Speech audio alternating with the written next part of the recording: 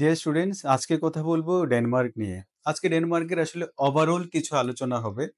প্রথম কথা হলো ডেনমার্ক আমরা কেন চুজ করব? আপনারা জানেন বাংলাদেশ থেকে এরকম একটা প্রবণতা আছে যে স্পাউস নিয়ে পড়াশোনা করা বা সাথে কিডস থাকলে কিডস নিয়ে পড়াশোনা করা। সো এই রিলেটেড যে কান্ট্রি গুলো যে স্পাউস এলাও করে তার মধ্যে Denmark is one of the countries. So এখন আসলে আমরা অলমোস্ট ডেনমার্কের শেষ মুহূর্তে আছি। লাইক অনেকগুলো ইউনিভার্সিটিরই ডেডলাইন হচ্ছে মার্চের 15 তারিখ ব্যাচেলর লেভেলে। মাস্টার্সের জন্য আনফরচুনেটলি ফর 2025 এ আর পসিবল হচ্ছে না। সো চলেন আমরা ব্যাচেলর লেভেল নিয়ে কথা বলি। আজকে প্রাইভেট, পাবলিক ২ টা বিষয় নিয়ে আলোচনা করব।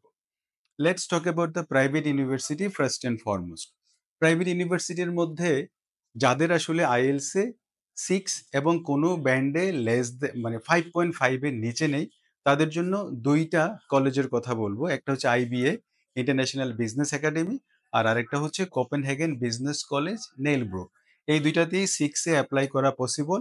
বাট এগেইন বলতেছি, কোনো ব্যান্ডে 5.5 এর নিচে হলে হচ্ছে না। আর হচ্ছে এখানে আরো একটা সুবিধা আছে, যেখানে ডেনিশ অনেক ইউনিভার্সিটিতেই 13 ইয়ারের এডুকেশন চায়। বাট এই ২ টা কলেজে আপনি 12 ইয়ার্স এডুকেশন দিয়ে পারবেন। ইট মিনস আপনার এইচএসসি কমপ্লিট হয়ে গেলেও আপনি এপ্লাই করতে পারবেন once you have got the IELTS band score. এখন কারো কোয়েশ্চেন থাকতে পারে, আইএলটিএস ছাড়া পিটিএ কি অ্যাকসেপ্টেড? জি, ইয়েস। যাদের আইএলটিএস নেই তারা পিটিএ দিয়েও মানে এপ্লাই করতে পারবেন। আর সেকেন্ড হচ্ছে টিউশন ফিস। আপনারা জানেন ডেনমার্ক এটার আসলে ইকোনমি অনেক হাই। সো যেই কান্ট্রির ইকোনমিটা ভালো থাকে তাদের টিউশন ফিটাও একটু বেশি থাকে। সো টিউশন ফিটা আমি বলব যে এভারেজের চেয়ে একটু বেশি। ফর এক্সাম্পল আইবিএ তে টিউশন ফি হচ্ছে অ্যারাউন্ড 10,000 ইউরোজ। আর কোপেনহেগেন বিজনেস কলেজে একটু বেশি। এটা অ্যারাউন্ড 13,000 এর মতো চলে আসে। So you have to pay the full tuition fees for 1 year. তারপর আসেন অ্যাপ্লিকেশন ফি নিয়ে। সো ওয়েন অ্যাপ্লিকেশন ফি হচ্ছে আ ইয়েতে কোনো অ্যাপ্লিকেশন ফি নেই আ আ কোপেনহেগেন বিজনেস কলেজে। আর হচ্ছে আইবিএ তে প্রায় €১০০ র মতো একটা অ্যাপ্লিকেশন ফি আছে। সো এগেইন আইবিএ তে অ্যাপ্লিকেশন ফি আছে অ্যারাউন্ড €১০০ বা 750 ডেনিশ ক্রোনা। আর এটাকে ইকুইভ্যালেন্ট করলে এটাই আসে। আর যেটা আগেও বলেছি, কোপেনহেগেন বিজনেস কলেজে কোনো অ্যাপ্লিকেশন ফি নেই। আর আ এখন চলেন আমরা এসডিইউ নিয়ে কথা বলি। যদিও আমরা সবগুলো ইউনিভার্সিটি নিয়ে কাজ করি। আ বাট মাস্টার্স প্রোগ্রামে এই বছর আর হচ্ছে না। যারা মাস্টার্সে এপ্লাই করতে চান তাদের জন্য শুভকামনা 2026 এর জন্য। সো এসডিইউ তে কি হচ্ছে? এসডিইউ তে ডেডলাইনটা একটু বেশি। এটা হচ্ছে 15th মার্চ। আর এসডিইউ তে অ্যাপ্লিকেশনের জন্য আসলে আমাদের 13 ইয়ার্স এর একটা এডুকেশন লাগবে। সো অনলি এইচএসসি পাস করে হচ্ছে না। এইচএসসি পাশের পরে আপনার আরো 1 ইয়ারের একটা কমপ্লিশন সার্টিফিকেট প্রয়োজন হবে বা ট্রান্সক্রিপ্ট এর প্রয়োজন হবে। আর এইচডিইউ তে আইএলটিএস এর আ আ রিকোয়ারমেন্টটা একটু হাই।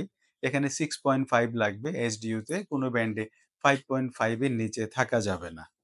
আর মোটামুটি বিজনেস রিলেটেড যে প্রোগ্রামগুলো এগুলোর আসলে পার সেমিস্টার টিউশন ফি ৪,২৫০। সো এটা ইনটু 2 যদি আমরা আ ২ টা সেমিস্টারের কথা একসাথে চিন্তা করি। আর সবচেয়ে বিগেস্ট যে সুবিধা ডেনমার্কে সেটা হচ্ছে you don't need to show any bank account. I mean bank statement, যেটা প্রায় মানে পৃথিবীতে আসলে এরকম কান্ট্রি আমার জানা মতে আর নেই। যেটা Denmark is one of the only country as far age I know যেখানে কোনো ব্যাংক স্টেটমেন্ট বা সলভেন্সি আপনার দেখানো লাগছে না। আর যদি আপনি ভিসার ইস্যুর কথা বলবেন, স্টিল আমি ডেনমার্কে রাখবো হচ্ছে 1, 2, 3 এর মধ্যে 1 অথবা 2 এরকম। ডেনমার্কের ভিসার ইস্যু খুবই, খুবই চমৎকার। সো যারা আসলে চিন্তা করতেছেন যে না আমার আসলে ইনভেস্টমেন্ট এর পিছনে একটা রেজাল্ট লাগবে, ROI টা যারা আসলে সুপ্রিম লেভেলে চাচ্ছেন, তাদের জন্য হচ্ছে Denmark. Denmark is one of the countries once you get acceptance definitely, definitely if Almighty Allah also if Almighty Allah wants, then definitely your visa will be issued. So আমরা কাজ করছি। কারো যদি কোনো অ্যাসিস্ট্যান্স এর প্রয়োজন হয়, do contact us. We will try our level best to help you out. ভালো থাকবেন। আসসালামু আলাইকুম।